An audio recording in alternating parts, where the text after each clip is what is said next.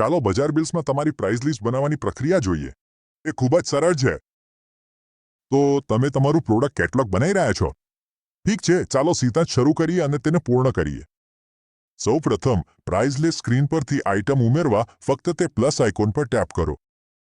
તેનાથી add item form ખુલી જશે. આ તે જગ્યા છે જ્યાં તમે પ્રોડક્ટની બધી વિગતો મૂકશો. ચાલો નવી પ્રોડક્ટ ઉમેરવા માટે જરૂરી મુખ્ય ફિલ્ડ્સ પર ઝડપથી નજર કરીએ. આઇટમના નામ માટે તમે તેને ટાઈપ કરી શકો છો અથવા વધુ સરળ રીતે તમારા કેમેરાનો ઉપયોગ કરી શકો છો. શોર્ટ એન્ડ કોડ ઉમેરો. પેરાસિટામોલ માટે પીસીએમ વિચારો. તે સર્ચિંગને ઘણું ઝડપી બનાવે છે. આગળ આઇટમનું યુનિટ અને કિંમત સેટ કરો. જો તમે ઈચ્છો તો તમે વર્ણન પણ ઉમેરી શકો છો. બારકોડ ઉમેરવો ખૂબ જ સરળ છે. ફક્ત આઇકોન પર ટેપ કરો અને તેને તમારા ફોનના કેમેરાથી સ્કેન કરો. જીએસટી તમારી પ્રોફાઇલમાંથી આપમેળે લેવામાં આવે છે, પરંતુ તમે હંમેશા ચોક્કસ આઇટમ્સ માટે તેને બદલી શકો છો.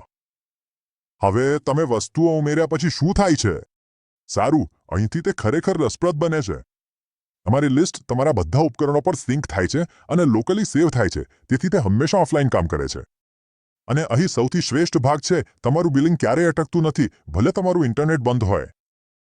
અને બસ આ રીતે તમારી નવી આઇટમ સેવ, સિંક અને બિલિંગ માટે સંપૂર્ણપણે તૈયાર છે.